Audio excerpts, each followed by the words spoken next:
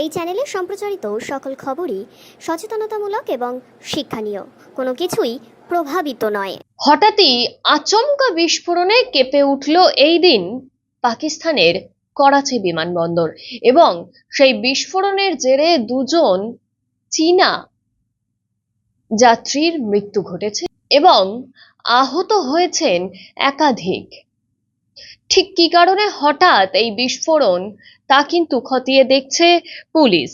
মৃতের সংখ্যা বাড়তে পারে বলেও আশঙ্কা করা হয়েছে। ঘটনার পরই করাচি বিমানবন্দরের হাই অ্যালার্ট জারি করা হয়েছে। সাধারণ মানুষের গতিবিধিও নিয়ন্ত্রণের মধ্যে রাখা হয়েছে বলেই জানা যাচ্ছে।